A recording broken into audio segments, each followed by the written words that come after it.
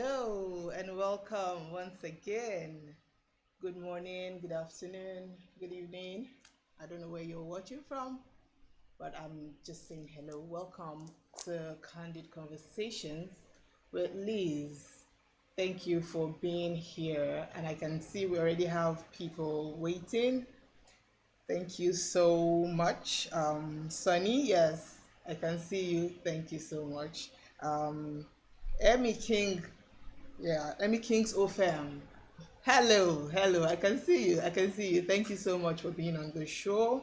Dawn Prince, thank you, thank you, thank you. Let's go. Yes, let's go.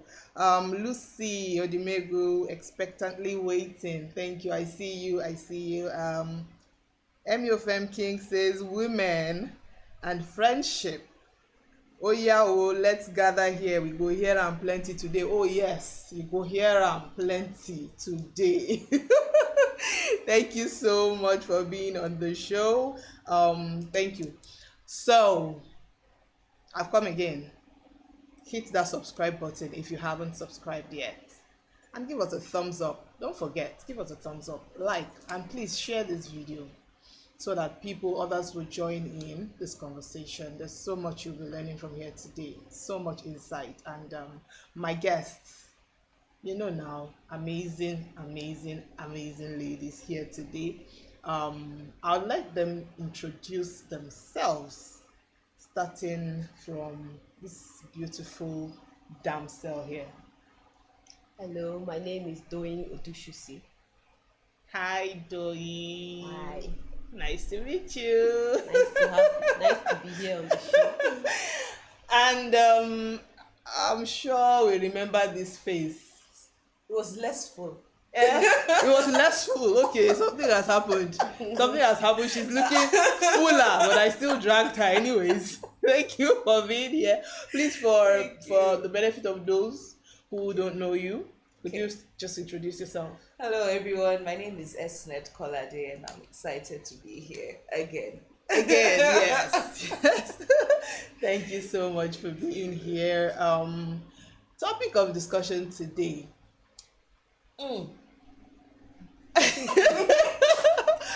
Friendship in women. I mean, friendship in women. So we are going to be dissecting it here on the show, and I have these amazing ladies who will be pouring their hearts out, who will be giving their candid views, candid opinions on friendships in women. It's very heavy, like it's really heavy, and you get to know why I say it's heavy as we go on the show. Yeah, so yeah, Emmy says, here we go. I celebrate grace. So he's celebrating grace here. He's celebrating you. Thank you so much. Yes, SNIT says he remembers you. If you know, you know. It's the fool for me. Yes, if you know, you know, really. If you know, you know.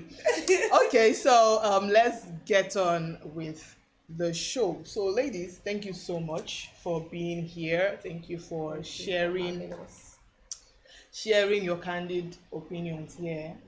I know it comes with vulnerability, and I honor that. I appreciate that. I'd like to ask, what's your earliest memory of friendship?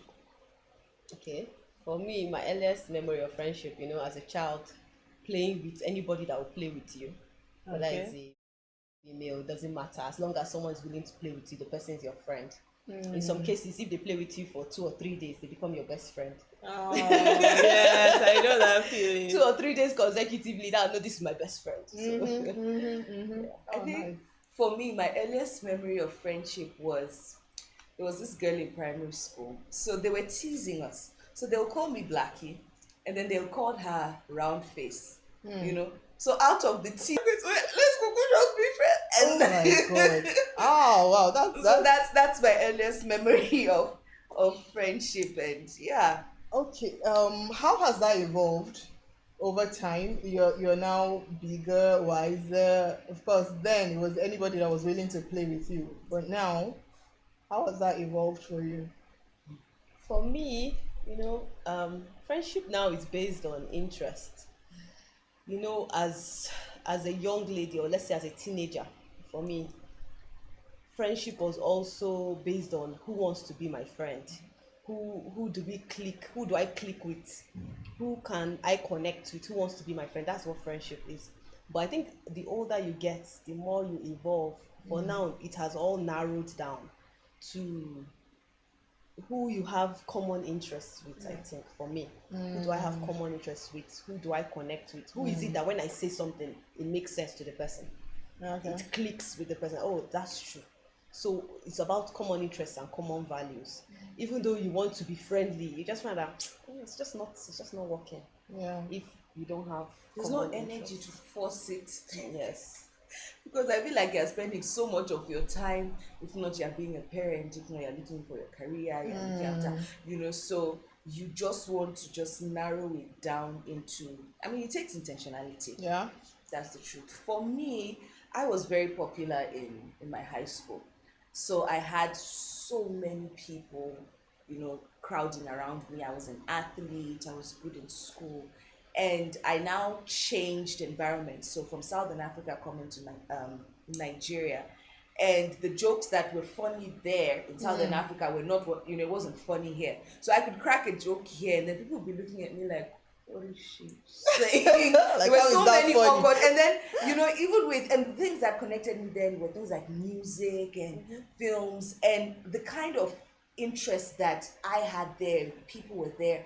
It was totally different. Different countries. It was a different culture. It was a cultural shock for me. And so because I couldn't find people that had the same interest with me, I found myself just making do with what was available. Oh. You understand? Because, and so of course people would make fun of your accent, and sometimes, so I had to force myself to make a particular, have a particular accent, to try and make my accent as Nigerian As as close. possible. Wow. They are making jokes, so that I personally, I don't think that's not funny, but I would just laugh out loud, so that they think, oh, okay, yes, Esnet is, and it was a lot of stress coming into university, and then after NYSC, and even now it's just okay, whatever that, the people that are available, until I made an intentional decision that no, you can't continue like this because you're not being your real self. Yeah.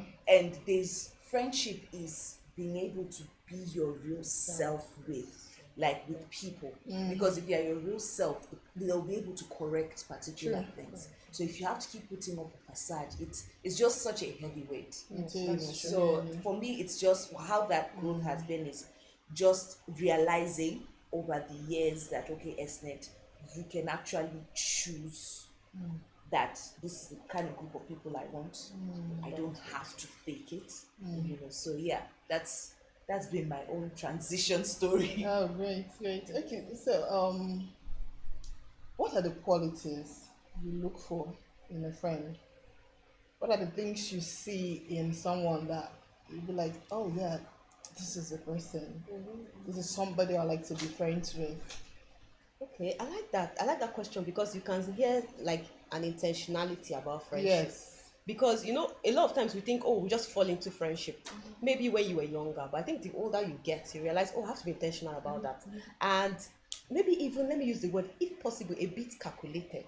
You say, oh, I like the way this person is so.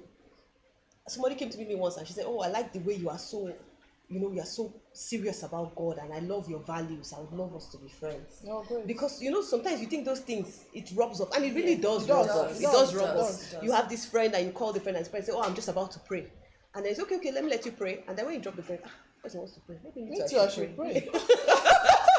right? Because it makes sense. So sometimes you have to, like I said, use the word calculated. You have to say, oh, I like this thing about this person.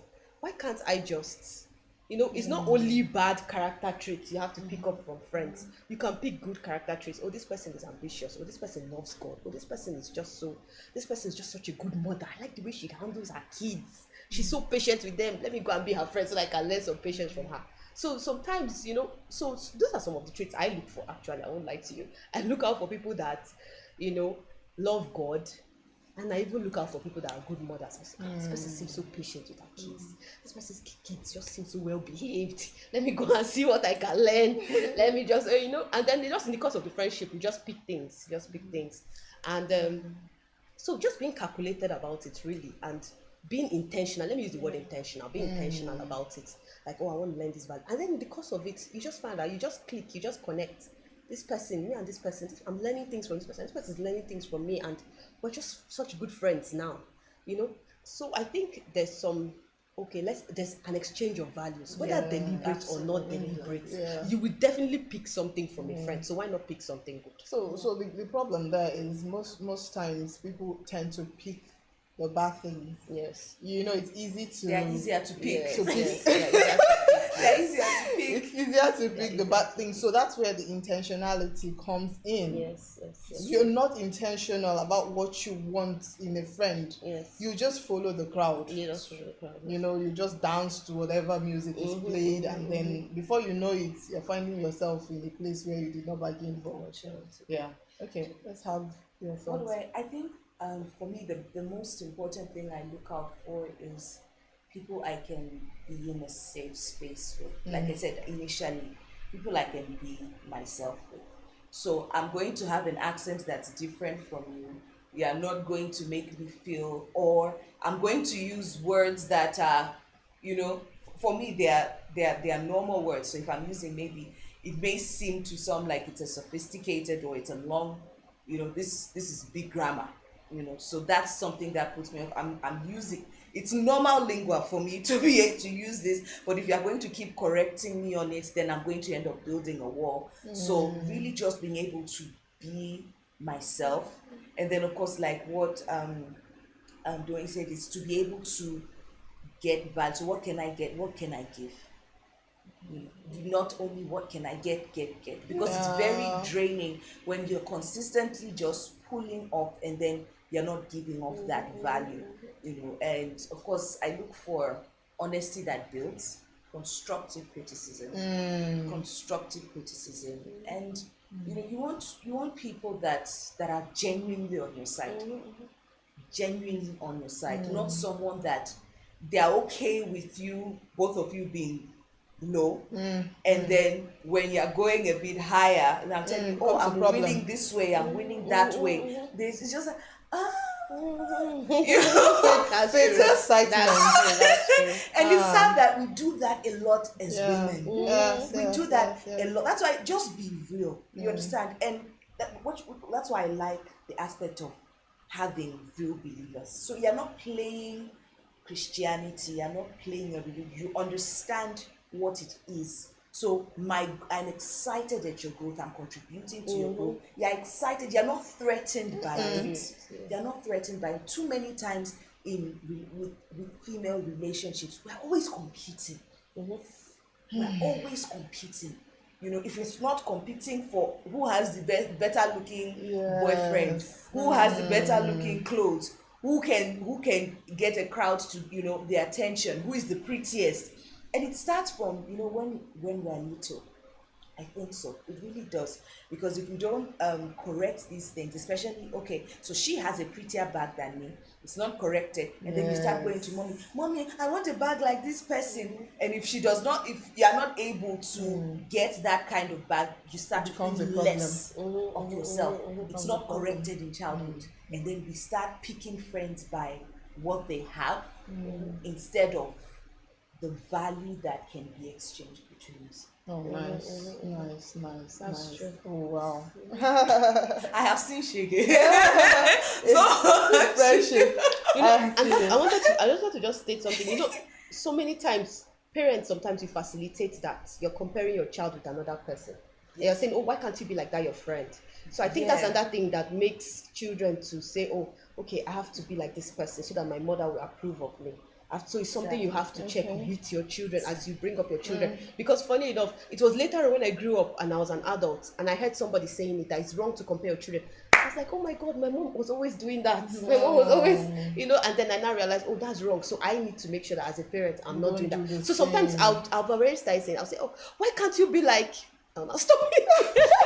I'll not stop it there. I said, no, just be a better version of yourself. Just be a better version of it. So, and then another thing I wanted to mention is, I think coming to the church I did, it helped me because I realized that I saw for people that were friends that it transcended age. Maybe because of my culture, I grew up feeling like you have to be friends with people of the same age with you. Range, But then in my church, I now began to see that people are relating regardless of their age, and they're just friends. And I was like, oh, this is so strange, and it's so healthy, and it's so good. And then you realize that, see, your age should not be a limiting factor to you being my friend. And I shouldn't be, you shouldn't be talking to me and say, oh, why is she talking to me like that? Doesn't she know I'm older than her? She's supposed to talk to me with respect. No, sometimes you just realize, okay, this person can be my friend. Doesn't matter if she's older or she's younger. I have something to learn from her. I have something to give to her. She can be a blessing to me. Age is not a factor. Age is not a barrier to friendship. So there's so much we can learn from ourselves. Does not matter. I usually say that even from my little son, I learn a lot from him. So it's not, I feel like it's pride to think you have arrived and, oh no, this one is beneath me. Because that's how it goes. Like, oh no, I can't bring myself, I can't stoop so low to this person's level. So I think it's a form of pride. Because the truth is, we can learn from one another. Yes. I can learn from a baby, and a baby can learn from me. Yes. Yeah. So, hi viewers. Yeah, you're not left alone. Please, if you have any question, kindly drop it in the comment section. I will attend to it. Yes, Jennifer Agboli, I see you. Thank you so much. And she says here that you are all looking beautiful. Thank you. Getting set for a great time. And Mr. Folorunsho Adekwaji, I see you, sir. Thank you so much for being on the show. And he has a message for you. He says, Mrs. Odususi, I hear you. Friendship is and should be about values exchange, intentionality. It is. Emmanuel Ejoma, I see you. Thank you so much. Thank you so much for being on the show. So, what's the most meaningful way a female friend has shown up for you? For me, I don't know. This question, it's a good question, but okay, let me just. For me, yeah, it was a friend that turned up when I was getting married. She was my chief bridesmaid.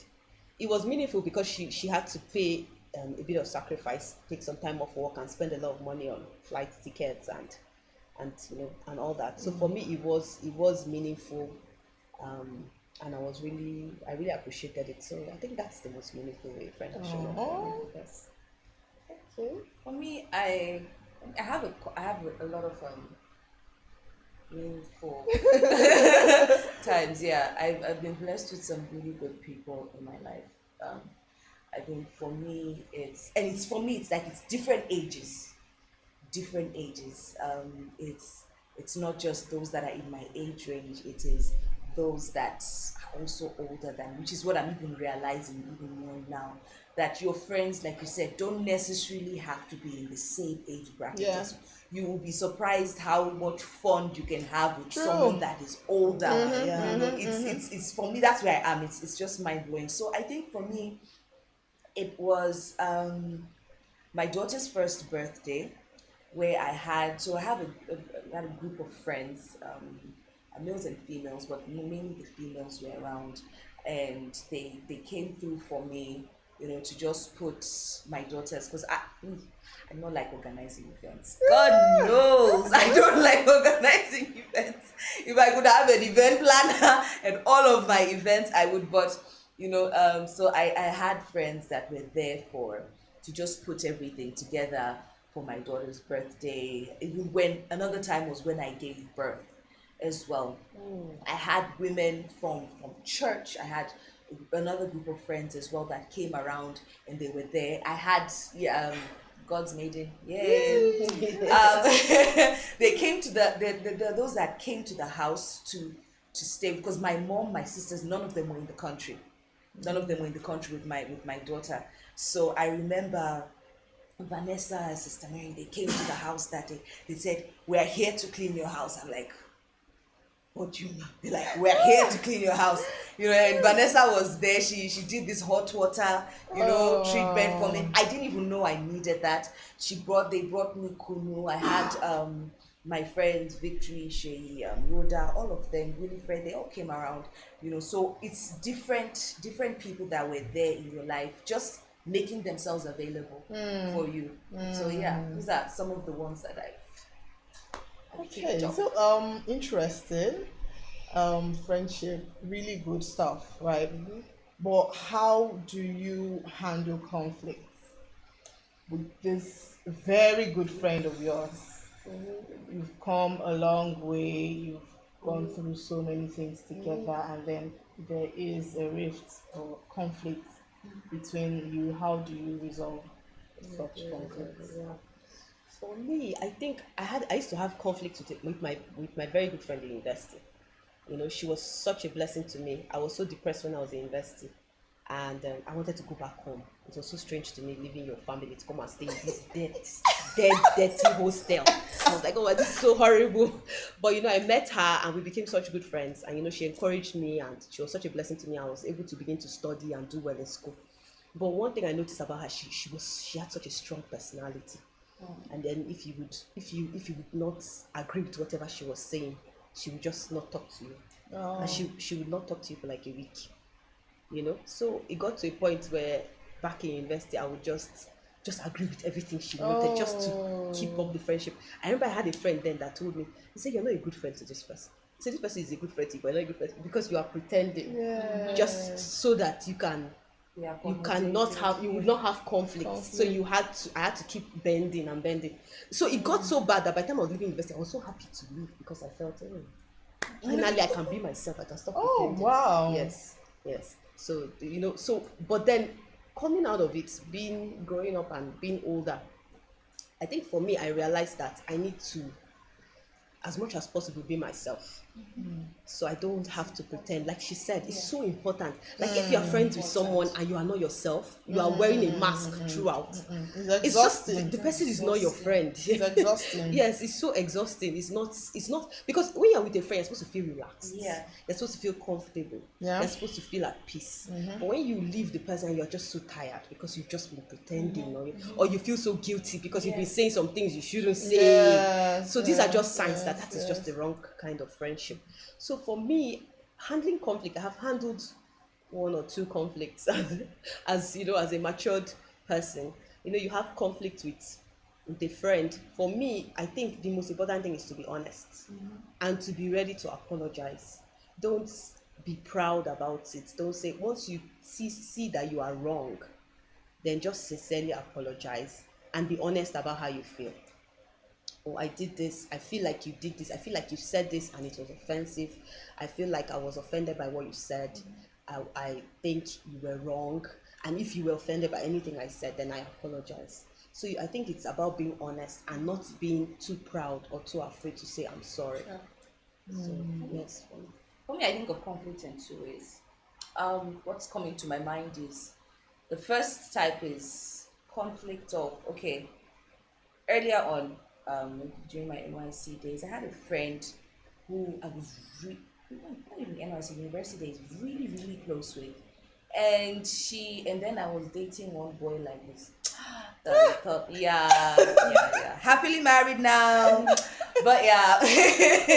And my closest friend, she went and she had something with this boy. Wow. So there was this insecurity that came up for me with female friends. And the sad thing was, you went and did that too, and you were still fine with me. Like, we were talking and it was fine. And when I eventually found out, it was just like, it's not possible now. This is my person. This person cannot, So I sat down and I confronted her about it. And it was not, there was no remorse or anything like that. So for that person, immediately I just cut off that relationship.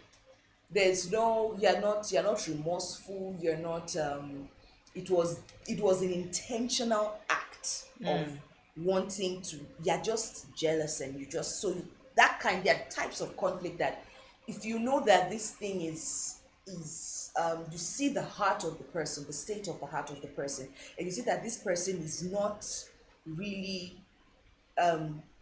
worth it, I am not afraid to cut off.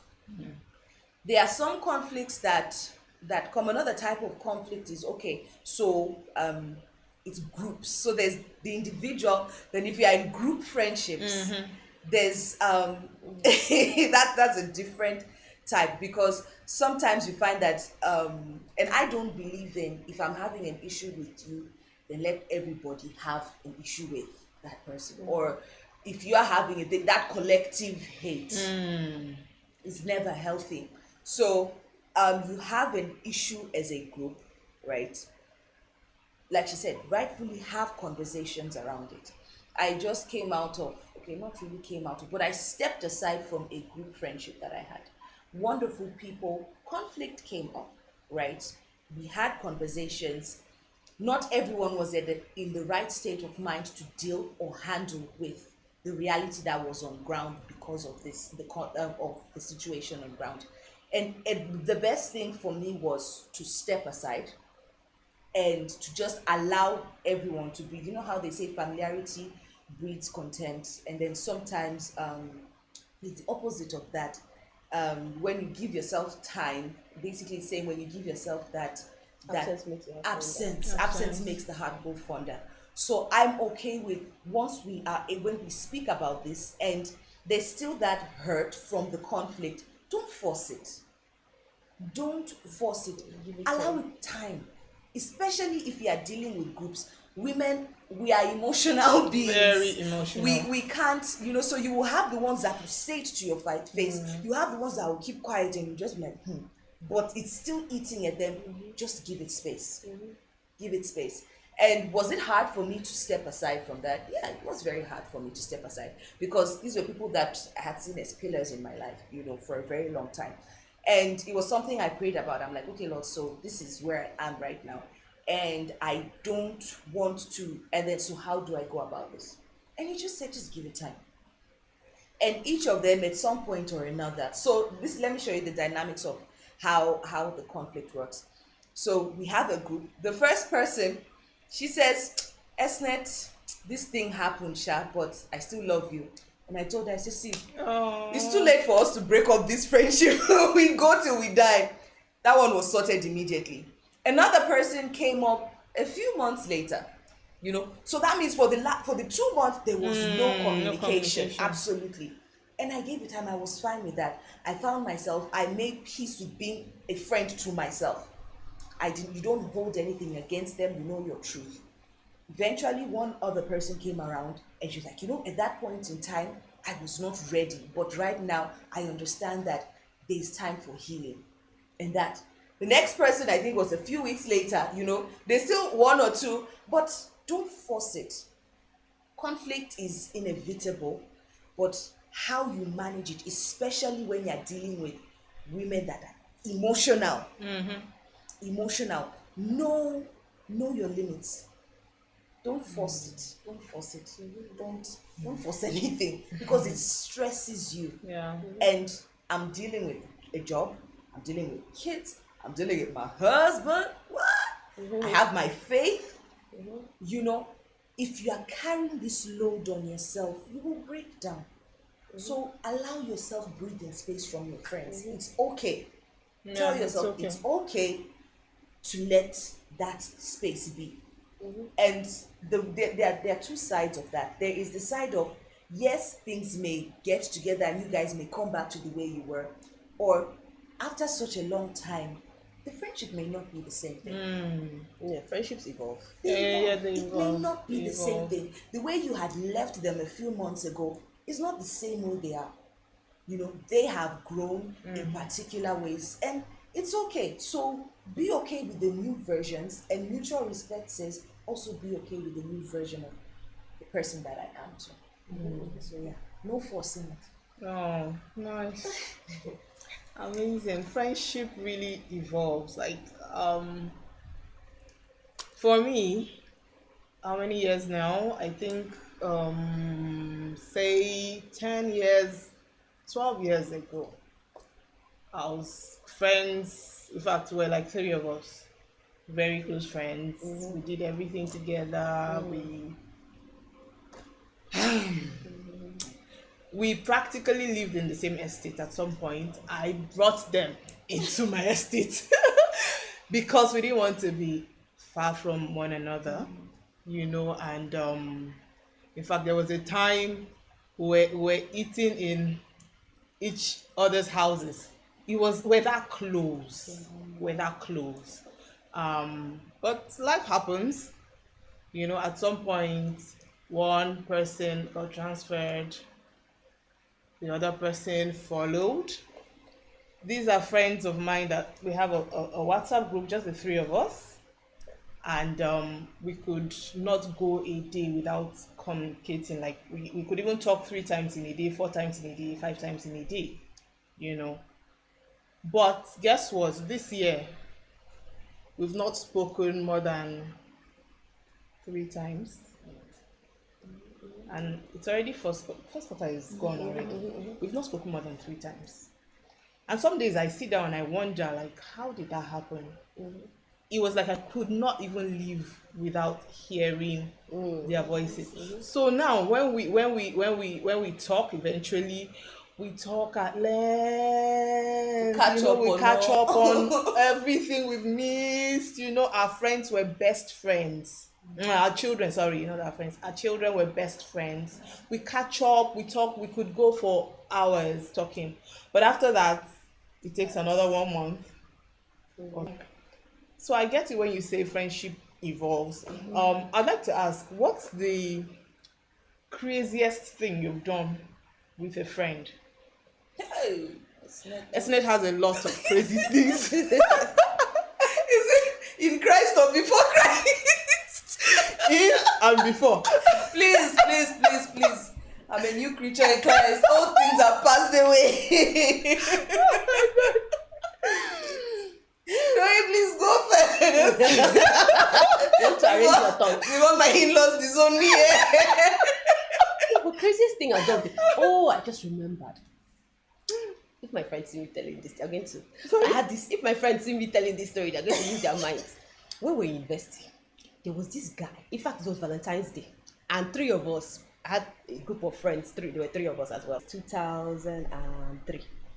So this is 22 years. So 3 of us. It was Valentine's Day, and 3 of us were single. So we're in one of my friends' houses in school then, and I don't know. There was this guy. I don't even know who the guy was, but she knew the guy. The guy came and he said, "Oh, he wanted to take us out." He said he wanted to take us out for Valentine's Day. And I think he even came with a car or something. So we're like, this guy seems like a serious, better person. We're all single. I know Valentine's Day invested the pressure. Yeah. Oh, will we ever marry? We ever have somebody? Will we marry? You now be making yourself feel bad. How can we, as hot as this, nobody to take us out of Valentine's Day? So we're just sitting there lamenting. So when this guy came, we're so happy as if God sent him. He now took 3 of us out. So he took us to an eatery. I think it was Mr. Biggs or so. He took us to an eatery, and then he said, okay, we should order what we like. I said, God has really done it for us. So I was about to start. I said, bring the menu. We're about to start ordering what we like. I said, okay, give me this. So they passed it to my friend. Give me this. He said, please wait. Hey. He said, please wait. I said, what is it? He said, please calm down. I said, calm down how? He said, we should reduce it to 100. We said, okay. Me, I ordered like maybe 10 things before. I said, let me just make it like 5. He said, no, still calm down. Oh my God. Calm down to what? I said, okay, Jeff, just give me rice and meat and maybe plantain. He said, no, still calm down. Oh. I said, my brother, calm down to what? My dear, that's how 3 of us ate rice without meat. And he sent somebody out to go and buy pure water for us to drink. So everything cost him 315 naira because then pure water was 5 naira. So the rice without meat was 100 naira. The guy said it's 315 naira he has. Up to date, if I mention that story, my friends almost lose their went out on Valentine's Day. Hey. So that's my horrible story. Rice without. On Valentine's Day. Wait, do you know after eating the food, the girl was trying to talk to us. Okay, can you drop? We said, don't ever talk to us in your life. If you see us on the street, Make sure you pass us. Go. We even started cursing the guy. We walked away, took bikes and went home. We used to enter his car.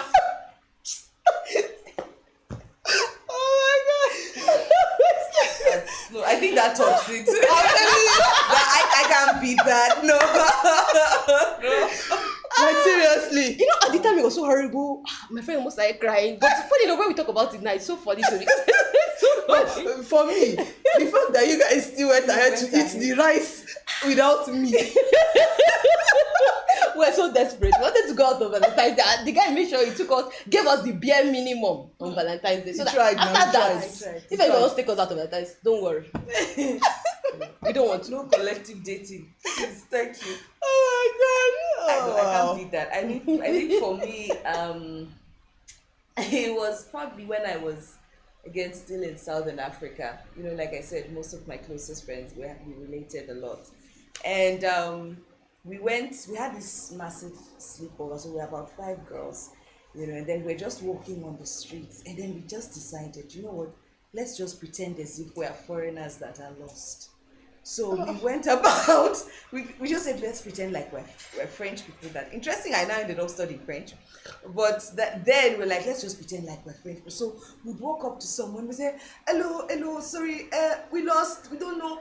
So that's how, you know, people would like, oh shame, beautiful girls are lost. Oh. That's how we wasted almost like 3 people's time. And then there's this guy, he even went to the ground, he was trying to draw the direction of where we were going, and we're like, wait, what is this? Come on up here, what, you know? He took his time to draw. He said, wait, let me go and look for paper for you people. Until we now jammed someone, the last person that now made us run away. We're like, sorry, we are lost. Oga started speaking French to us. Oh. You go speak French. We were like, anyway, craziest thing, and as well again, I think it's like what's really coming to mind is a lot of my childhood memories. I had friends, we're tomboys then, you know. So we would go and bang on this person's gate, and we knew that there was a dog there, you know, and that's how I think that's how I learned how to run very fast.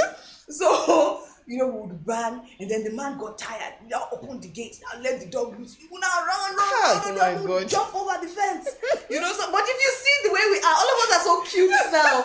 You know, you don't know that. No, you never know. No, we never know. They say it's not written on our foreheads. No. The things we did. No. You know, women are very good at packaging. Package. So if you even want to say, I remember the way we did this thing. We are the ones that will run, we'll be climbing trees, we'll be doing all these things. Now, girls are demure. With demure, man. Demure. So yeah, I think that's very classy. Now that we give our life to Christ now, it's not crazy. I mean, we're crazy for Jesus. Yeah. Jesus, you know, the crazy change. Yes, But it was, yeah. Nice. Very good memory. Okay, so can you share transiting from as a single girl to courting, then to marriage? How were you able to navigate friendship? So for me, you know, as a single, you have friends. Your friendship is based on, I don't know, what is your friendship based on when you're single? Gist, I think. You don't care about interest. You don't care about their tribe. Just gist. This person can gist. That person is very interesting. That was the basis for the, you know. And then, you know, as a single too, for me personally though, you know, the gist will always turn to something maybe something you were enjoying. For me, it was something I was enjoying. But then, you know, at a point, I just realized, no, I can't keep talking about people. I don't think it's something I should be doing as a believer. I don't believe it's something that God wants me to do. So I had friends, because at a point I realized I had friends who were just really great gist partners. But not really, it doesn't really, like, when they're talking about that, it's like, oh, what's this person talking about? It doesn't relate to, it doesn't edify, and it doesn't, like, there is nothing else they are saying that makes sense. So I had to cut off 1 or 2 friendships that were based on that. But then as you evolve, you know, you're single and then you get married. I think whether you want to or not, the truth of the matter is that your friendships at this point is just based on shared interests. Because if I have to talk about my kids and I'm saying, oh, see what my kids did, and then you're just looking at me blankly because you can't relate. The first time I shared it with you, okay. The second time, like the third time, I look for somebody else that can relate to share it with the person. So it's not so much that, some people will say, oh, because she's married now, she doesn't want to be my friend. No, it's not so much that. It's just it's about shared interests. Truly, I don't have so much time. I want to talk to somebody who can relate with what I'm saying. So it's, for me, I think it evolves to shared interests. It's about, now, what do we have in common? Our children in the same school, so we want to talk about the school. This school, why is this teacher always behaving like this? And then you want to talk about somebody, you want to say something with someone in your church who can understand what you're talking about. Oh, why is this like this, or why is like. So I think it evolves to shared interest. But I think, like I said, when you are single, it's about truly what is interesting, just somebody that is interesting to talk to. So yeah. So I think, as like we were discussing earlier, as you grow older, it's more about your values and your shared interests. What do I have in common with this person? When this person is talking, what this person say, does it make sense to me? So it makes sense to me. So I like to spend time with this person because every time I finish talking to her, I feel so much better. I feel like she understands where I'm coming from. I feel like she can sympathize. I feel like she encourages me. I feel like I just feel better after talking to her. So I think that's what I'm looking out for. And I get what you're saying, because I mean, of course, human beings, we like connections a lot, but women too, we're also very big on these fundamental connections that we have. For me, I've had, so again, about having people that understand your process. So you understand, if I got married before, you have a friend, she's not married yet, but we may not speak as often as we used to, right? But she's not intimidated, she is not she doesn't inferior because I'm at a particular place in my life, and also I don't make her feel like that. So I'm not rubbing it, as tempting as it is to say, oh, and my family is like this. I don't rub it in her face that, oh, you're still single, or sensitive, you don't have a job or something like that. I don't do that. It is, again, it boils down to the shared values. We still are able to crack jokes together. We're not even in the same state, interestingly enough, but we're the few times, like, again, I'll say this, it's okay not to always speak all the time. There are friendships that when we're single, we spoke all the time. When I got married, it kind of reduced. Because you don't have all that time. Exactly. When I now had my kid, it kind of reduced as well. But that intentionality of, even if I don't hear from, I was saying this earlier, no news sometimes is good news at times. Because you may not hear from this person, but they're not hearing anything bad. So sometimes we tend to settle for that, to say, oh, okay, well, since I'm not hearing anything bad, it's fine. Because we're in the tech age now, you may not even talk to people, but you're just seeing their status and you're thinking, oh, well, this person is always smiling, and this person is always, so this person must be good. Yes. But we have to move away from that temptation and go the extra mile into saying, okay, because I've had friends that you're smiling, you're posting old videos, and you're just, and you just assume, and then, that's the Holy Spirit to ask about this person. How are you doing? Like, beyond the facade, how are you? And she will start pouring out, and you're like, oh, don't look like that. So friendships are, 20 friends cannot be friends for 20 years. Yeah, it's true. And that's an ancient saying, right? It's an old holds true. And it still holds true, because you can't be in the same place at the same time. Yes, technology is helping, that you can keep in touch here and there, but I think also there's nothing like, so there's a lot of artificial intelligence that is taking over the natural bonding. So you would rather have more virtual friends, and these virtual connections aren't usually always the best. You will still need this human to human interaction. True. So for me, it has the evolution for me is, yes, I've had friends that we don't speak as often, but we still make out time to find out about each other. That's true. Another evolution is, even though we're not seeing as often, there are mediums for us to still keep in touch because of the tech age and all these things. True. Another lastly again, on the evolution of how friendships have changed from the time I was single to the time I'm married, is respecting where people are, respecting where each friend is at that place in time, and knowing how to relate with them. So yes, I'm married, I'm not going to force that, but I'm going to be interested in you, in where you are, in how you're making progress, in giving advice, in just show interest, show more interest. So that's where I am now.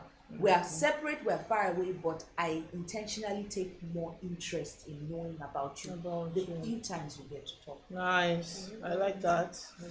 So out of sight shouldn't be out of mind. Yeah.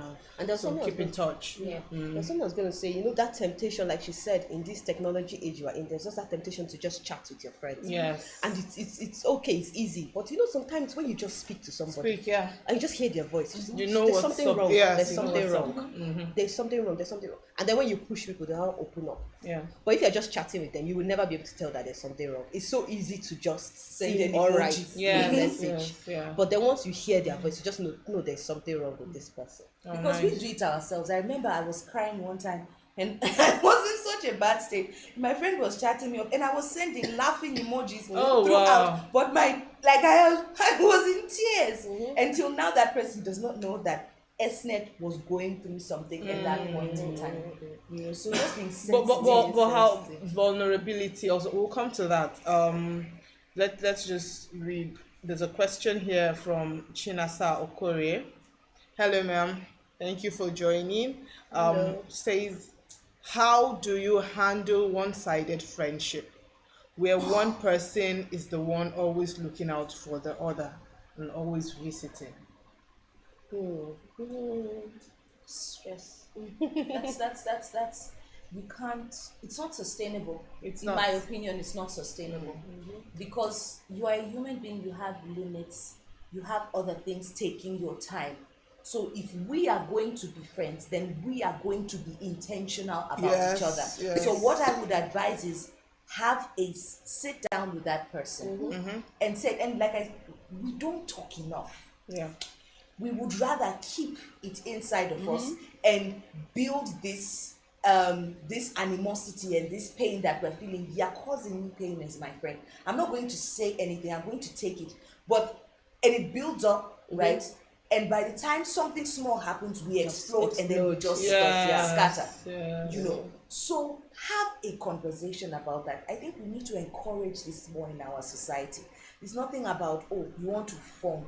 If I'm your friend, you will not form with me. Yes. If truly I am your friend. And then how you present it matters. Because I know sometimes, because women we love talking, we can be very expressive at times. They are going on, I don't like the way you're doing this, I don't do that, it's always me, I'm always the one that is doing. And then the friend is also getting offended and they're on guard. So how are you presenting the matter to the person? Truth in love. Exactly. Speak truth in love. Look, this is where I am. I feel like this. If you have scenarios, paint them. And don't enter a conversation with any friend without having an end goal of wanting to fix it. If the end goal is not clear, because if you just go with the mind of, I'm just going to pour out to this person, you are not leading it anyway. But I want us to have this conversation because I want this to become better. So for me, that's just it. Have a candid conversation. Have me. Have a candid conversation with this person. Honestly speaking in love, how you feel. And if this person feels that there is enough worth in the friendship, they will work on it. Some people are not really used to that. So if you are patient enough to allow them to learn, but if you are seeing that they are not open to it, it's okay to let the friendship go. Right? Family is what you do not choose. Friendship is by choice. Okay. So at every instance, you are choosing that friendship. And another thing I just thought of, you want to talk to this person. Some people don't take criticism very well. True. That is me. I don't take criticism very well Oh, at really? all. at all. Not It a lot took of a people lot can of admit time this. Yeah, for me that's to, really I good. had to, like, 11 years of marriage for me to get to the point where I can confess. You know, like the way people say, oh, I'm an alcoholic. Oh, I don't take criticism well. And We this listen, we is who don't I judge. am. So, but for me, I think one thing I think helps, anytime, my husband wants to criticize me, or he wants to correct, let me use the word correct something that I'm doing. There's something I remember from marriage counseling class. You said, you put the criticism like a sandwich. You first of all appreciate, you want to correct the person, but you say, oh, you know what I love about you are just so kind and you're so good and you behave so well. So you first of all appreciate the person, put the criticism inside, and then appreciate the person at the end. So it's like a sandwich. So appreciation, criticism, appreciation. So the person can swallow it better. So that works for you. It works for me. If you start with compliments, I would have calmed down. I'm so happy. Yeah, Then you now say, suspect. why did you, but my only problem with you is that this is the only thing that's ahead. Then you now say, but what I love about you again is that this. So it's able for, I can now eat it, I can swallow it, it can go down. I say, oh, okay, let me correct that thing. Water the It's just, ground. it's just a little correction in the midst of all my compliments. I can, funny enough, even though I know it's a strategy, it always works for me. It works. Even when you know that it's true. Yeah, even though I know it's, as in, what do you mean? No, I mean like before you could take criticisms, even when you know what they're telling you is the truth. Yeah, even you when still will not in fact, take when it. I know it's the truth is when it's the worst. I know this thing is true. How can he? Why would you even? So my first instinct is always to say, but there are like 5 things wrong with you. So I begin to tell him, but this is wrong with you too, and this is wrong with you too. So you have all these things wrong with you, but you're looking at what is wrong with me. Remove the log in your eye before you come and remove the speck. You either bring out Bible because it's scripture. And this happens in friendships. Yes, it does happens happen. Your first instinct is to defend yourself. Yes. Now imagine now. And the best defense is a good offense. So The to defend myself. lawyer has Wow. spoken. Lawyer has The spoken. lawyer, the law. No. So I feel like this shows so much in female friendships as well. Yeah. Because we're outspoken. And now imagine that this is a relationship between a man and woman, and it's marriage, and you have, so not a lot of women have built themselves to the point of applying the sandwich approach into their female relationships. It is just bas boss. And the man is like, hey, she also give you her bas boss, And at the end of the day, you find genuinely good friendships just crumble. Yeah, because sometimes you hear I have to tell you the truth. Yes, everybody wants to say their I want truth. to say my truth. No one wants to be silent enough to listen. So it takes a lot as a woman, to be able to master this aspect and apply it to your fellow relationships, right? Okay, so this sandwich, I can listen, and words are so important. You can say these things. I am capable of listening. I am a patient person. It's a fruit of the spirit, right? It's a fruit of I can listen patiently. And my first instinct doesn't have to be just to respond because I say this, and I'm speaking from this because I can relate with you totally. My husband is, both of us are outspoken. He's just literally, so what exactly, so he will come and he will speak, and he's all that. I'll just be there. My first instinct as well, because I'm outspoken, is also to, but now both of us are learning to just, okay, let's just listen. And now it gets a bit awkward because we are both at that stage of listening. Then you'll be laughing at each So other. in my mind, I'm like, okay, Esnet, you're listening. You're listening. And then when I'm now talking, in his mind, he's also saying, okay, I'm listening to so Which is really cool. yeah, Like, it's cool, but it takes that's growth. It takes intentionality. Yeah. So with women that we are consistently expressive, and then if you know that you are more expressive than your friend that is not as expressive, don't lord yourself on her. Don't be like your university friend. If the ideal thing would have been to try and correct this, but are you even in that space of wanting to be corrected? That's another thing. That's another thing. Can your friend be vulnerable with Enough, you? yes. Are you open enough? So yes, we are talking about, but you yourself, you are checking yourself. Can they be vulnerable with you? And there are some people that they didn't grow up in environments where conversations happen.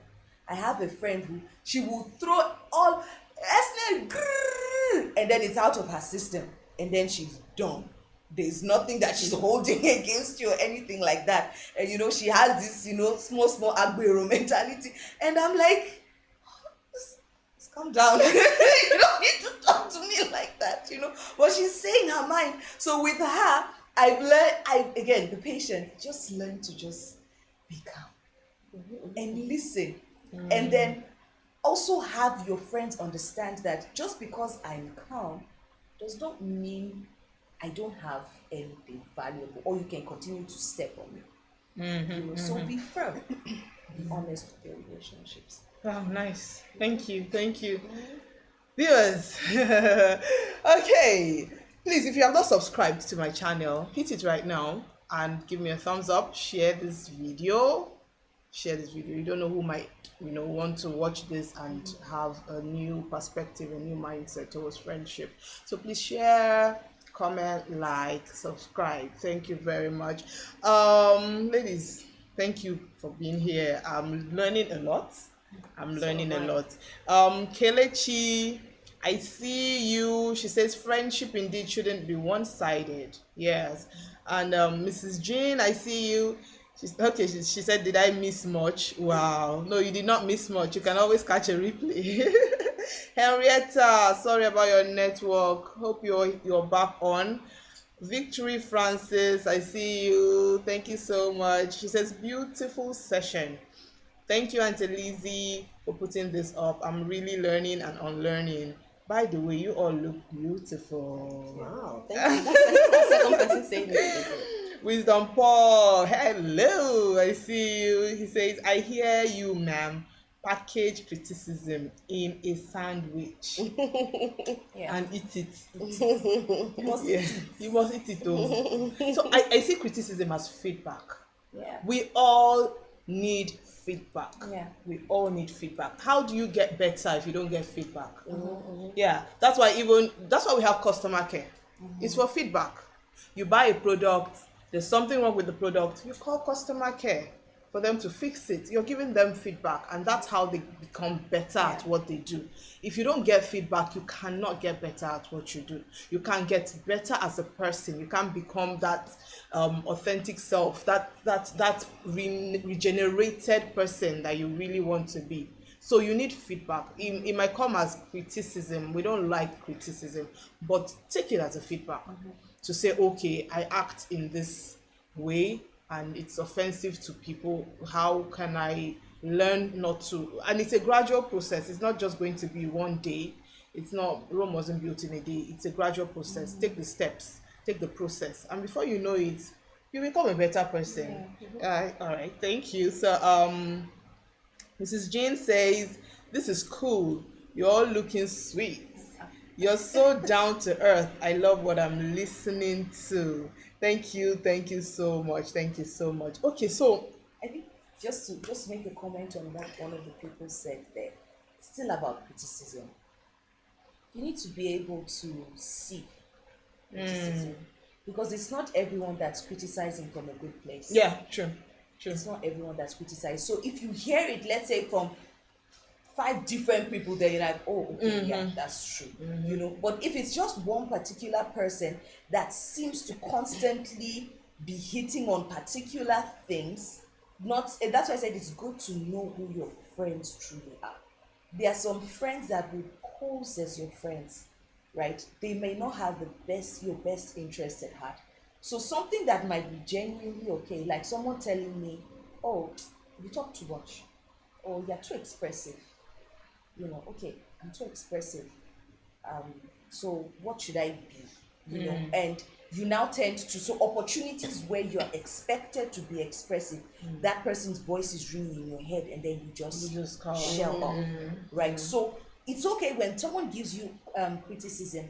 It's a conversation. Yeah. So Esnet, you are too expressive. Okay, so what do you mean by I'm too expressive? Ask the right questions to be able to make sure that what this person is also saying is coming from a good place, right? So, okay, you're too expressive because most times when we're in public, you just want to talk. You don't know how to talk. Okay. the content of what I'm saying, is it useless or is it valuable in these places I'm talking? Yeah, it's valuable, but must you talk? Oh no. You understand? So you're asking the right questions to be able to know from which place this person is asking from. And then go to someone else again and ask about that. Oh, so Lizzie, do you think I'm too expressive? Go to, if it means go to a third person, right? So you know that if someone is saying that you talk too much, you know how to sieve it to the aspect of yes, whether the person is coming from a good place or not. So not all criticism is healthy criticism. Yes. So and sometimes you have to investigate. Yes, Yeah. you have to investigate. And sometimes I feel like sometimes if you have maybe a group of friends, it's possible that one person sells an idea and everybody goes with that, and everybody's attacking you. So you're getting criticisms from maybe 5 people, but from one source. One source, another one too. So we need to be careful. So like you said, investigate these things and really know, because sometimes you know how you say something about a person, and that's why I don't like to listen to people talk about people, because you kind of mess my Yes. head with a picture. Somebody, I picture this person Yes. in this way, and then you come and tell me something About that person that is not too good. Naturally, I'll begin to see that person in that light. Yeah, very true. So we need to be very careful. Even though you've also. not even heard the other Even side though of it. you've not heard the other side, just natural. you've not heard from the other person, but because probably because of you're not meant to tell the person or something like that. But somehow it just messes with you. Like you can't see the person like that like that. person. Yeah. used to see Which that is you why used it's to do. always important, especially with your friendships, to know boundaries. Right? True. Sometimes it's not all friendships that need to look into your family. Mm. It's not all friendships that need to look into your family. There have to be boundaries that you set, and if you respect my family or I respect your family, then we're okay with those boundaries. Yeah. You know, because sometimes when you, for example, you have an issue with maybe a spouse or someone, and then you go and you complain, and like you say, that image of your partner will stay. Interesting. That exactly happened to me once. Will stay. So even when your partner has become a better version of You're themselves, still holding on to they will still. Be So relating even if with- it's something that they will just, but you remember this, and it's causing friction. So what I've learned to do is I've learned to, okay, your friendships, there's your family. My family will come first. Of course, the family should come first. Family will come first. I love you, but my family unapologetically will come first. And then we handle the friendship. Let's see what it is, but let that friendship be in these boundaries. Let these Yes, boundaries. let there be boundaries. Let there be boundaries with friendship. Yes, And friendships without boundaries are just dangerous. So have boundaries. And once friendships cannot respect those boundaries, they will keep saying, yes, that says it's okay to let go of people. It's okay. No, but it's okay. So Yeah. how do you break up friendships? Okay, so I wouldn't just say, oh, this person does not. Conversations. Conversations are so important. It's so important how you, if you see that there is no alignment again with the person, most times they just naturally die. There doesn't always have to be a conflict.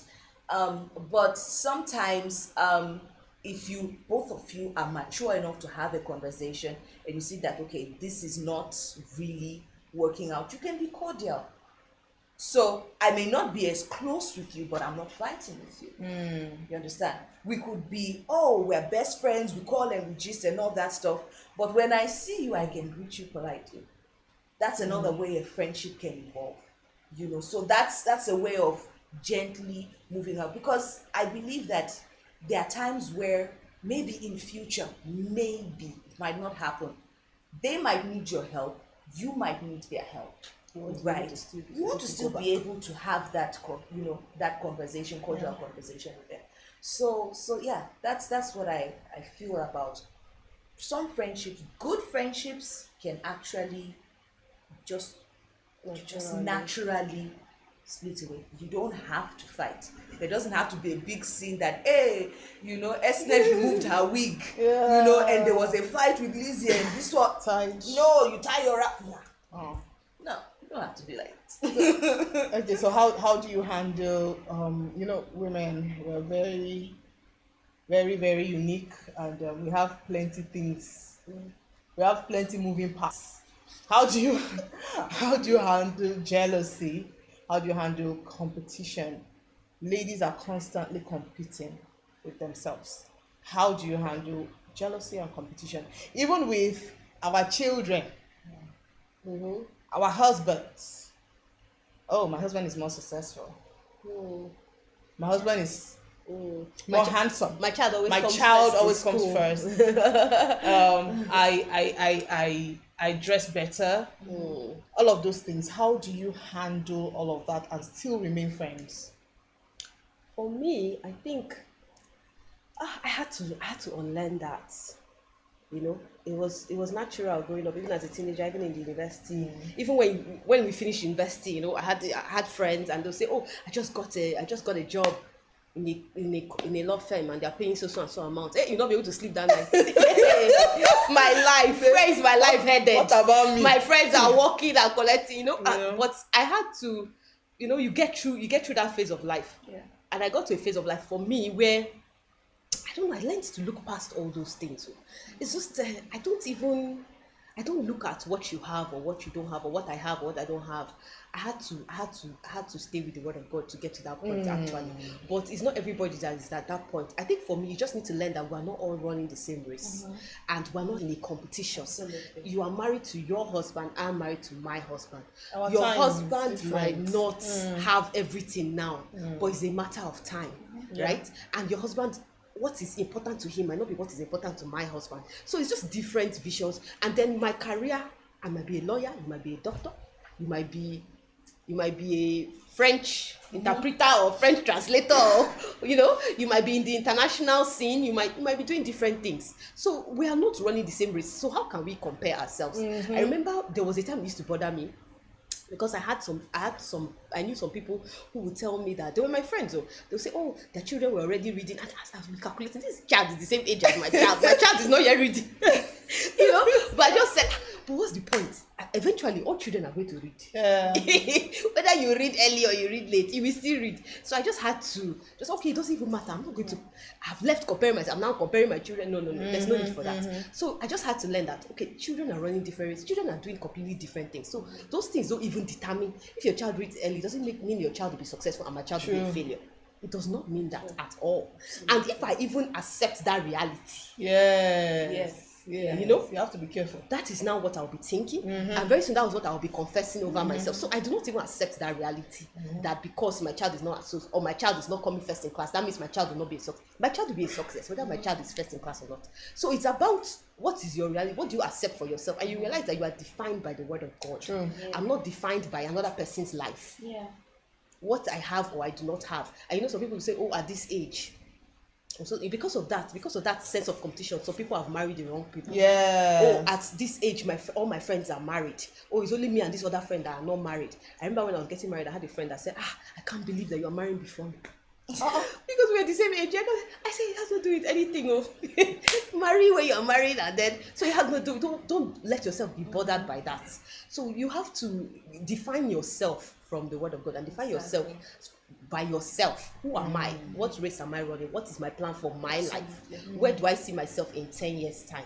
Maybe she doesn't see herself there in 10 years' time. So everybody's running. I like that. Very true. Yeah. For me, okay, so I would probably speak from the point of other people. So she's spoken rightly, and I totally align with her on how you see your identity, how you see yourself. So when I see people that do that to me, one of the first words I learned as a child, I told my mom she likes blowing big grammar, and I remember telling her about this particular friend of mine who was consistently pushing it in my chest. My daddy had this, my mommy has this, my mommy bought me this, and then eventually my mom was like, "Okay, so maybe she might have an inferiority complex." So that's one of the first words I noticed. I picked up when I was young. So And over the years, it has helped me. I have a particular person now. Anytime she sees, this person likes what you have. So maybe she might see your shoes. This girl likes these shoes, but she will not say she likes your shoes. She will now say, this shoe that you're wearing, I didn't buy it too. I didn't buy it because it was very common.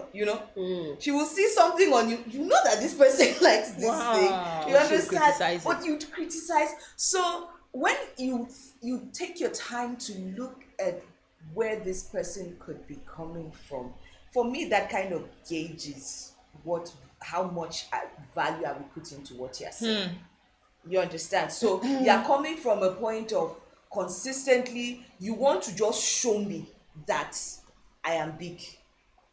I feel like people that are really big are very quiet. You don't talk about it. They are people that their kids are extremely intelligent. I've met a couple of people, I call her Mommy Love. I mean, the way she just simply said, "Oh yeah, my son graduated with first class." It's like, yeah, let me get some water to drink, and your head is both like, what? And they're very simple. They don't force it, and don't be jealous, even if it's the person. And then, when you identify where the source of where this person is sharing this information is coming from, too, right? It also helps. Like I said, it helps me to gauge. So if someone is genuinely just free, it's like having a rich friend and you are not as rich. For them saying, "Oh yeah, my business, we're able to make maybe like 10 million this week," and then you are hating on them. That means the inferiority complex is coming from me. But it's just a simple thing. And so I've had people like that. The source of where the information comes, I take my time to listen to what could be the core reason. And you can only see that over time. So there are some characteristics that will show you that this person just wants to show you, they're just trying to have relevance. That's why they keep telling you, "Oh, my husband is like this. Oh, my husband is like this. Oh my," and if you don't respond to them, I had a boss that was like that. She just felt she constantly needed to tell us how, and that this place is coming from a place of you just have an inferiority complex, and you just feel you need to say this to feel valid. Yeah. To validate your value to me. And I sift it out, and I'm just like, "Oh, okay, that's nice." I don't put too much thought to it. I can't compare myself with someone like that. But if I see someone genuinely say, "Oh, my husband is this," and I know that the source of this, if there's this quote, I hope my Miss Adipodi, she's awesome.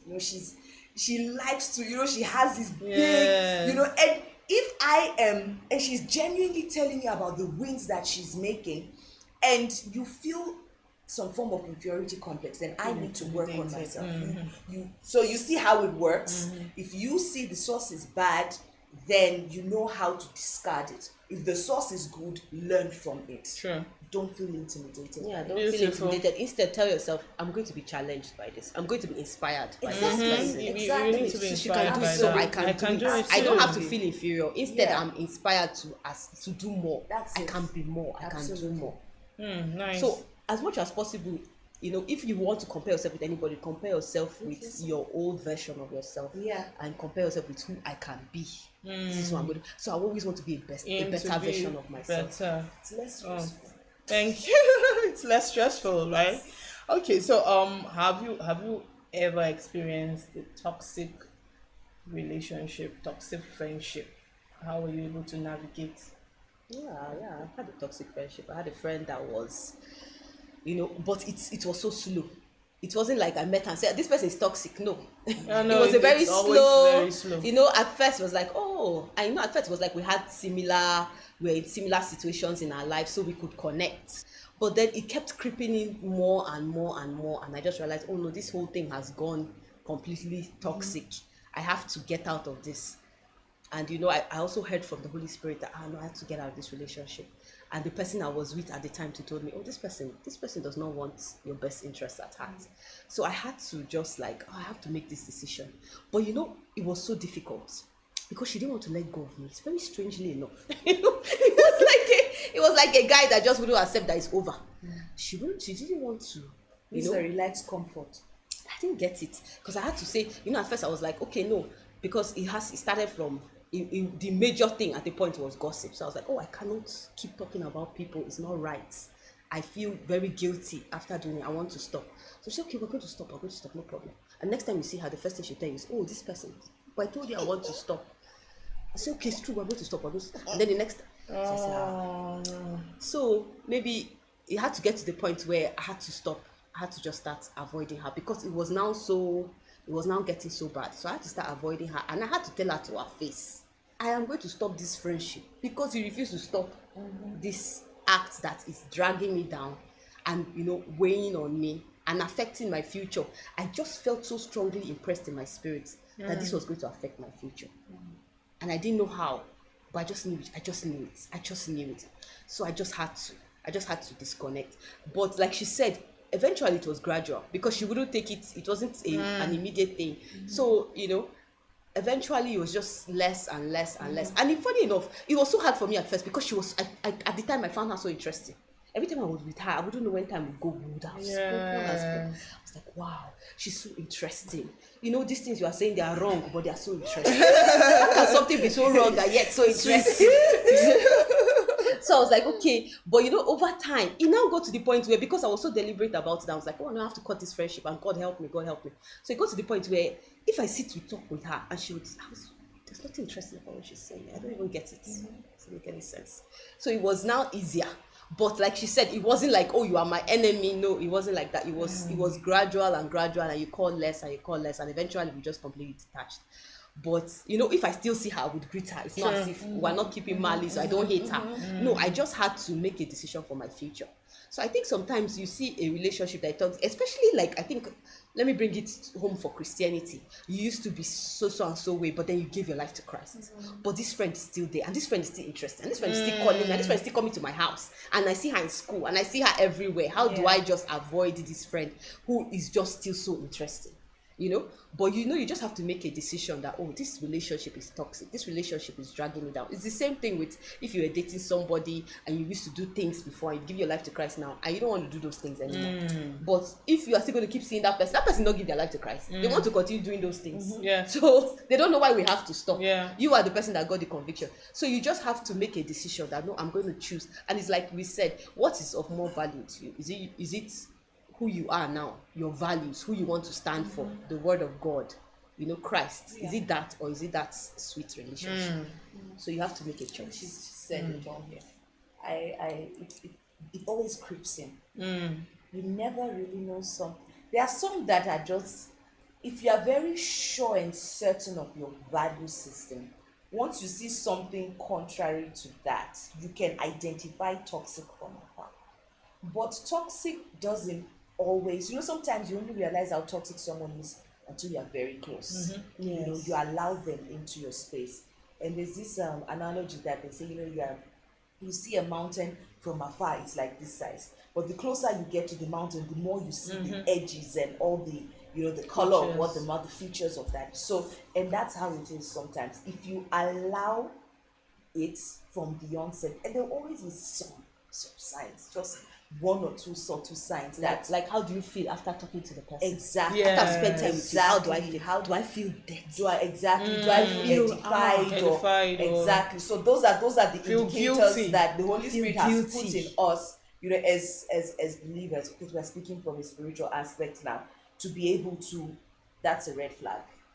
So if you now say, it's not really red, Lord, maybe it's like an orange flag. You understand? Not totally red. It's not totally red. Maybe it's like a, maybe I can see manage like a tomato red. It's not like pepper red. So you want to keep managing till sometimes you don't even understand. So I feel like I've had that, and since I experienced that toxic relationship, for me it was with a former boss. She came out so sweet, oh my gosh, such a sweet person. And then we just became friends, and you just feel so close. But then over time I realized that this friendship is not adding value to me. And sometimes, because it was a bit complicated, because I was working in her organization, and it now had passed the lines of, oh, she's my boss, but then we still had the friendship was there. So by the time I started pulling away, in fact, it was so, I had to be so drastic about the stop that I just left the organization. Sometimes you have to be Yeah, drastic about just left. it. And not only did I just leave, I cut off.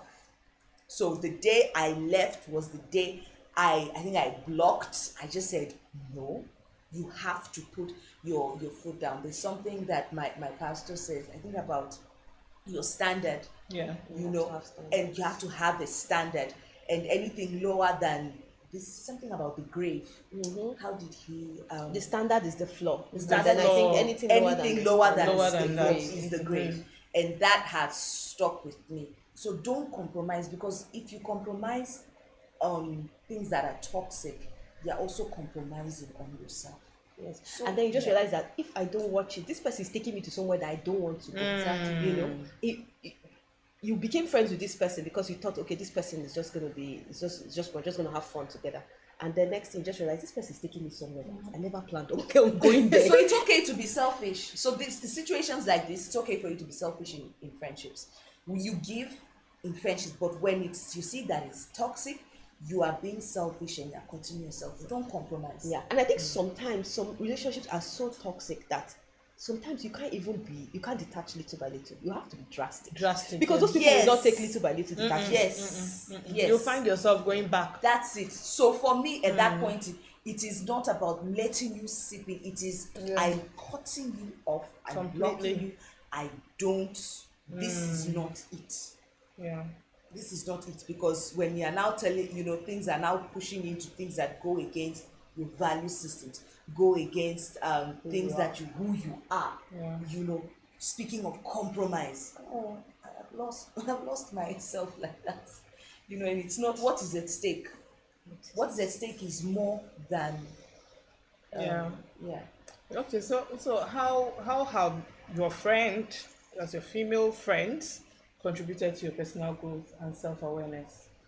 I think, for me, I think currently the kind of friends that I have, they have been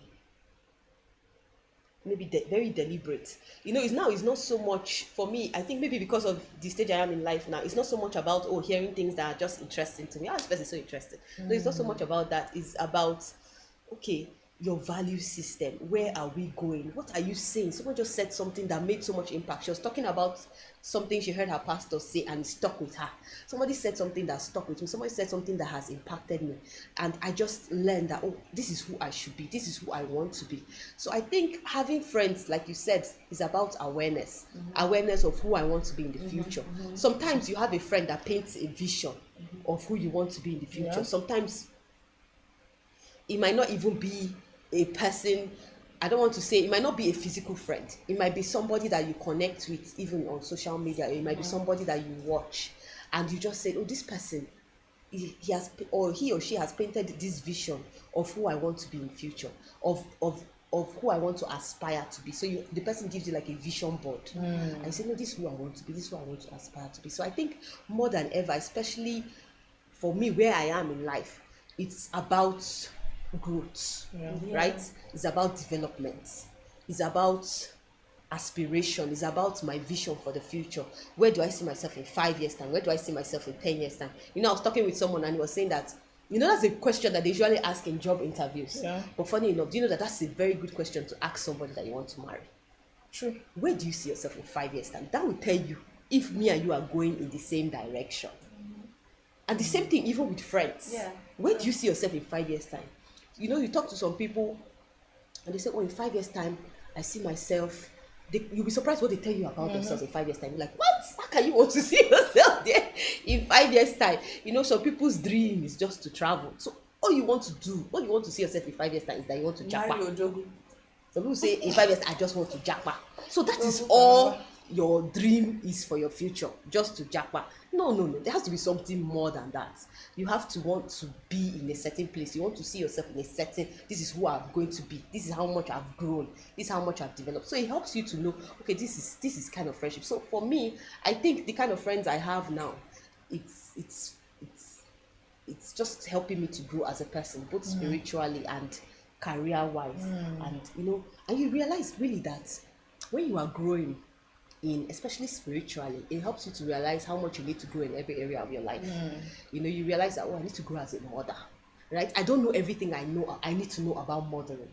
I don't know everything I need to know about being a wife. I don't know everything I need to know about my career. I need to grow.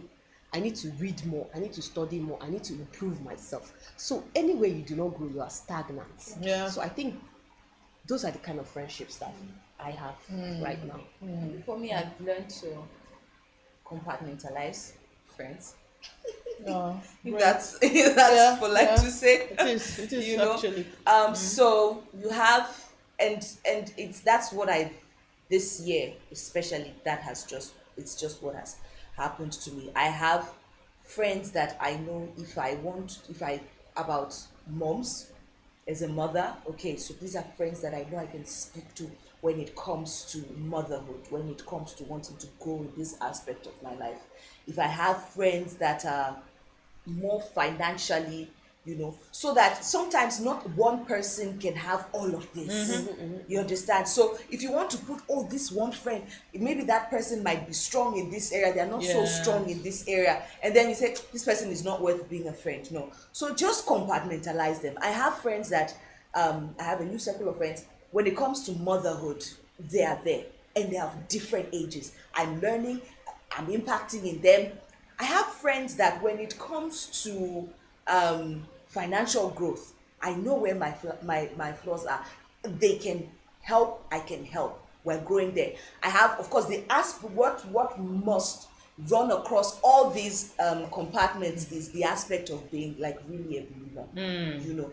Even if it is someone that is a non-believer, but they are excellent when it comes to knowledge about a particular field, then I can have that person as a friend. Sure. So that is, for me, that is what has really helped me. Now, like I said, I had a fallout with some really close people. However, I compartmentalize. So I'm not putting so much weight on a particular set, or I'm not putting so much weight on or so much expectation, because they are putting expectation and then they miss out on that, and then you're like, disappointed. So for me I just compartmentalize, and then the ones that are truly very close to me, those ones I'm telling you, I pray about them. It's not just anyone that you can just say, I've learned this year. I literally entered the year with saying, God, I need these are the compartments, but there are those ones that stick closer than a brother. And those ones are the ones that are going to enter into my personal space. Those are the ones that are going to see me and like me for who I am, and I'm going to see them, and we are going to push the kingdom forward. So Lord, those ones, direct me to those ones. And once He directed me to those, I identified them. This year I'm like, okay, this is the person and this is it. You are extra intentional about those particular kind of people. And as like I said, very spiritual, because you are intentional about them, and it's a spirit-led thing, they find themselves automatically being intentional about you. So those are the ones that those are like, when you say the gift of men, okay, these are the ones that align with purpose, and this is where we're all headed to at the same time. So those ones, it takes a lot of intentionality, and you must be able to identify them from the compartments. Iron sharpening iron, right? Bible is clear on that. Iron sharpening iron. So your friends should actually sharpen you while you're also sharpening them. And it's not always, interestingly, it's not always the people you know the longest. No. It's not always the people. You think people that you will think, we're going to our old age. It's not always like that. And it was for me when I saw that, it was shocking. I'm like, but God, like 3 years ago, I thought that this was how it's going to be. It's like, my ways are not your ways. Exactly. Where I need you to be. It's align. Don't fight it. So Okay, so who should be your best friend, bestie? No, our bestie outside marriage, you. Do not have bestie outside marriage. Why you saying it loud so that Mr. Kolade will hear? Let me just say it now, my fellow women. No, but then what do singles do then? How do singles have best friends? That's what I'm just saying. So Yeah. it's not only, it might not only be, of course, your husband should be your best friend if possible, but you might still have some other friends outside there. There was a time in my life I took time to pray about, God, I need friends. I need good friends. I need somebody that we can truly just connect with, outside of this man. but it's a good idea, of course, that your spouse should be, If it's a female person, yes, but it is very tricky to want to have someone like that outside of your spouse. that is a male. That's a no. No, why would not. why would the best friend be a male? No. No, I meant the context of obviously a female. So that one is just conflict. Just asking for conflict. Yeah. That one. Let's say it out there. Yeah, no. I meant somebody of the same. I meant like a female. Yeah. Like a female person that could be your best friend. For me, even if you have like a lady that you are so close with that is your best friend, you still have to be so careful. You have to be so careful. There was this story I heard. Someone was saying how she told her friends about what's happening in her marriage, and her friend said, let's go and confront that man. Say, is it my husband? You want to go and confront? Exactly. Just because I told you something in confidence, you want to go and confront. She said, no, you want to get me kicked out of my marital home. So you have to use wisdom. Yeah. I think, as much as possible, because actually she was telling the story. I have something like that happened to me exactly. I had a friend, so I had just gotten married. So I said, see what. And it wasn't a very big thing. I can't remember exactly what it was. I think my husband said something. So I told my friend, I said, see what my husband said. She said, no, you should have said that. And she went so far with it. She was like, she kept talking about it for like 10 minutes. I said, no, it's okay. Just calm down. I just wanted to get your own perspective. She said, no, she won't take that if it was her. I said, calm down. And then guess what? When she saw my husband, she didn't greet him. Oh, yes. And then she didn't greet him for like 2 weeks. I was like, yes. So that's the thing. So from there I learned I don't even tell anybody Yes. about what is happening, because I have even forgotten what the thing is. And maybe if I see her, she might still remember that thing. Exactly. So you have to be so wise and so careful. Some people think, somebody's my best friend, I'm going to tell her everything about what's happening in my home. No. So you have to use a lot of wisdom. But for me, honestly, I don't have any best friend. I think maybe when we were, my cousin was telling me about her, because she lives in UK. So she said she had her son has these friends, and he's black. Her son is black, obviously. His friends are white. So her son was telling her that these boys are my best friends. And guess what? She was working with her son one day, and they were going to school, and the boys were working with their mothers to school. And then her son was trying to greet the boys, and the boys wouldn't. They just did as if they couldn't see him. Whoa. And then she now said, she realized that because they were of a different race. And so she now told her son, those are not your best friends. Don't ever call them your best friends. People that cannot greet you outside. So they play with you in school. So obviously their parents told them not to play with children of a different race. So in school they are so happy to play with you, but in front of their mothers, they can't acknowledge him. So she had to be telling that those are not your best friends. Go and look for a black one. So I was like, in this day and age, as in currently, but that's just what we're saying. So sometimes you think somebody's your best friend, but does that person even think of you as well? Yeah, but that's it. That's true. So you need a lot of wisdom I don't have to know how to. I don't have best friends. And I think I don't know why they were always stealing my boyfriends from me. They were stealing your boyfriend. I'm literally just remembering, even like in my secondary school, there was this guy I had such a terrible crush on. And I went and told her, oh my God, I like this boy. And what did I after that the next week? Auntie was busy going, hi. She went to go and sit next to him. I'm like, So what you did not have the boldness to do, she took it a step further. She carried her way. She went, so from that point, I'm like, and then the thing that happened in university too, I'm like, so I don't have female best friends. Have I had a male best friend? Yeah.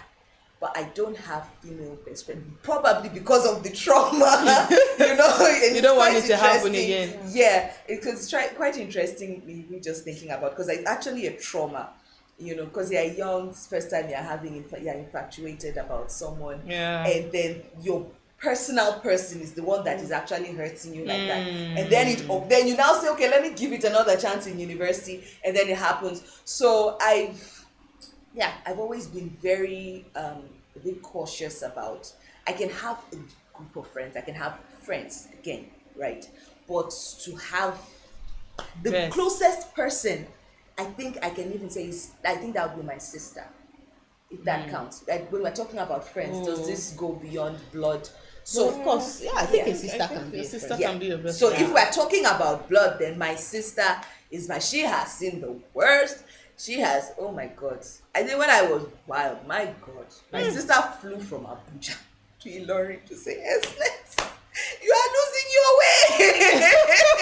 Please, I beg you. I'm telling you, she's so intentional, even up until now, and she's someone that, have I ever had a disagreement with her?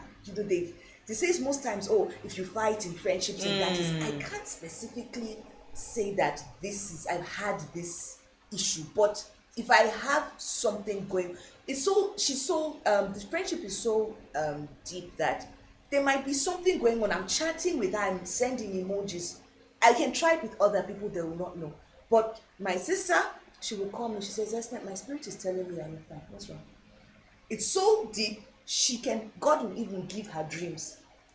There's something wrong with you, what's going on? So she has been, and it's the same thing with her as well.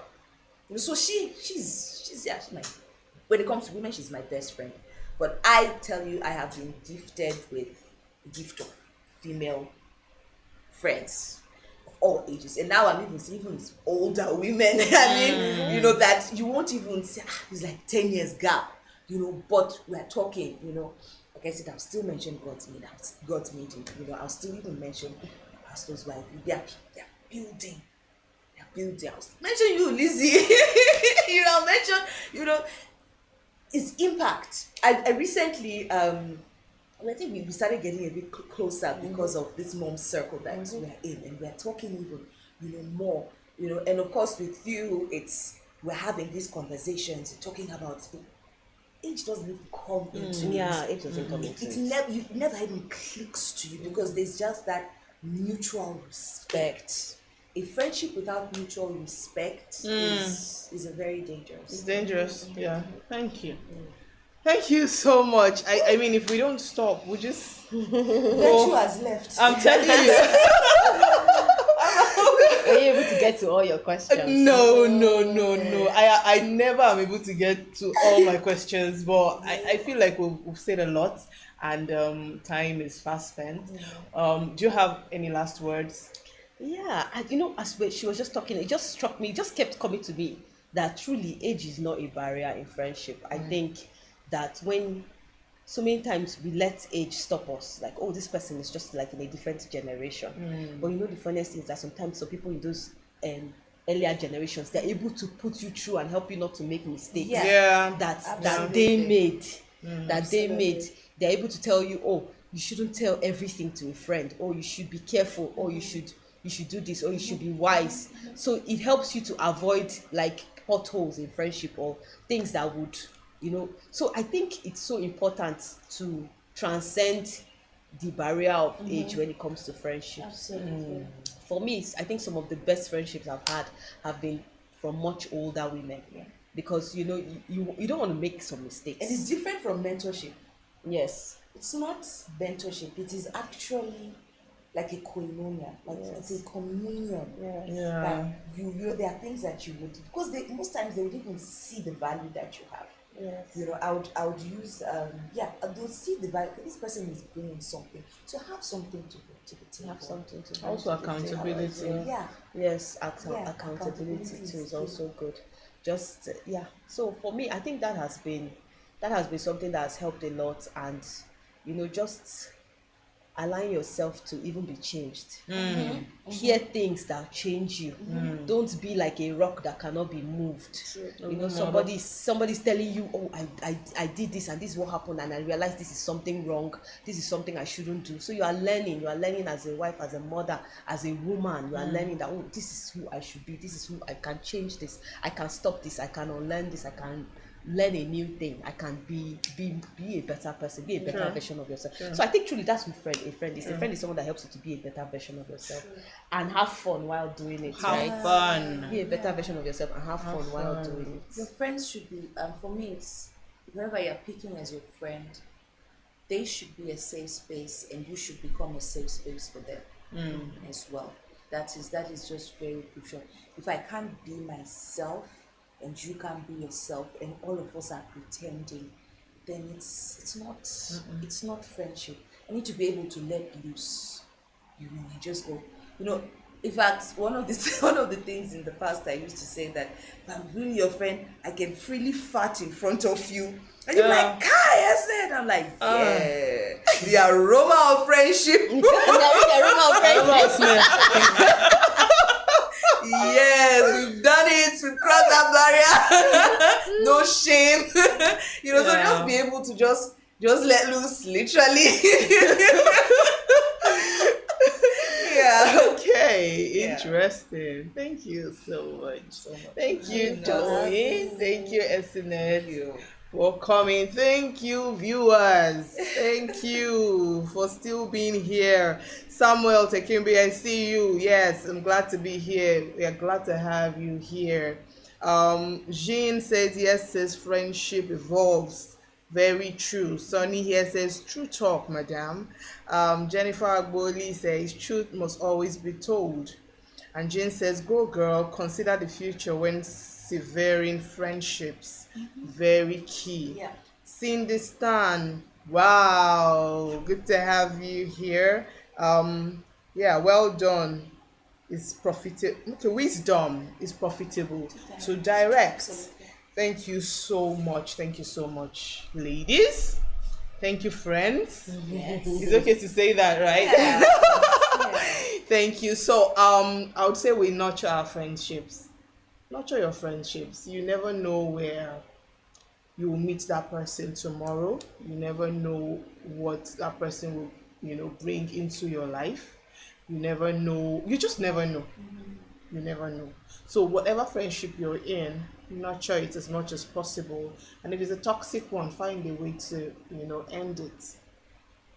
Like they rightly said, there are ways of ending relationships or friendships. It could be a gradual process and it could be abrupt. So I think you just need to check the temperature of the room and see which one to apply. Is it the abrupt one or the very gradual one? God will give us the wisdom to be able to nurture our friendships, to be able to get rid of the ones that we need to get rid of, and also to be able to flow with the ones we're supposed to flow with. Thank you so much for being on the show. Sorry we had a third guest, but she's kind of indisposed. Something came up and she couldn't make it. That's why you didn't see her here. But I'm bringing IB, when you watch this, just know I'm bringing you back here very soon. You come and say those things that you wanted to say today. Yeah, thank you so much. My appreciation goes to Bolu. Bolu has been constant, and I keep saying it that one day is Bolu's face you will see here very soon. Yes, very soon. Even though he keeps saying no, but we'll drag him. If it means us taping him to the chair, we'll tape him to the chair, because he's also someone that has wealth of wisdom, knowledge, and he's also a very, very amazing person. Thank you so much, Bolu, for always being there. Thank you, Victory. Thank you, Brace by Teddy, for making me beautiful. Thank you very, very much. I appreciate you. Thank you, everybody, for being on the show. Remember, we grace your screens every last Sunday of the month. Remember also that love is a beautiful thing. Marriage is a beautiful thing. All you need to do is nurture it and watch it blossom till we come your way again. This is me saying bye.